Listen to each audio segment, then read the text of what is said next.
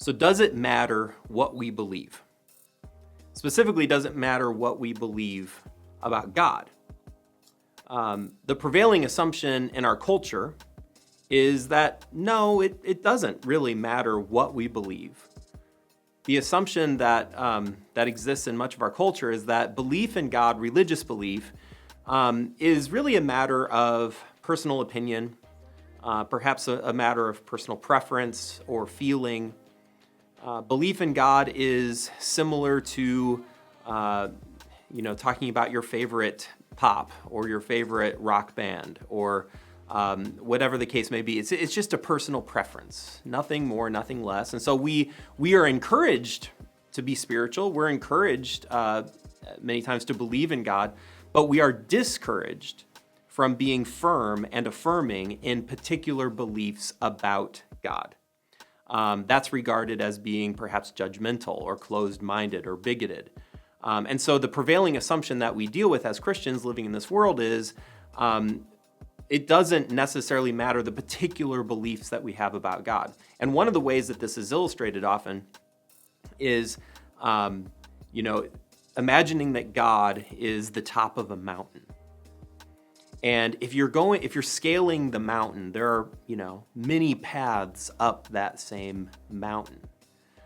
Some are winding paths, some are rocky paths, some are more direct, but there are all these paths going up to the same mountain. And so the illustration basically says every belief system, every religion, every personal conviction is really just our attempt up that same mountain. So each one of us is following a different path perhaps, but we're all going to end up in the same place. And this is a way of sort of flattening out all religious belief and saying that it doesn't really matter specifically what you believe about God. We're all going to end up in the same place anyway.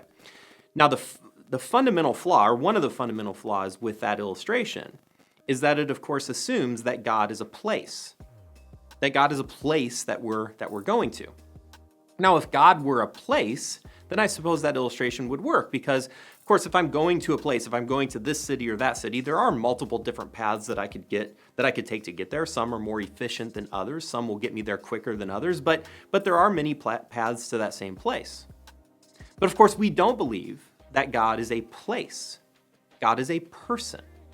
And our belief in him is a personal belief, establishing a personal relationship. All throughout the Gospels, but especially in the Gospel of John, Jesus challenges his disciples to have belief, but not just belief in some abstract idea or some abstract notion, belief in him personally. Whosoever believes in me, he says, will not perish, but have everlasting life.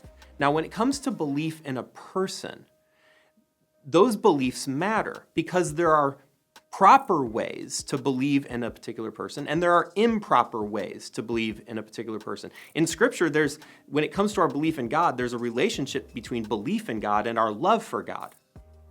And if you think about that, if you think about it in those respects, in those terms, of course there are different ways, appropriate ways to love someone, and then inappropriate ways to try to love someone, because love is personal, and in the same way, belief is personal.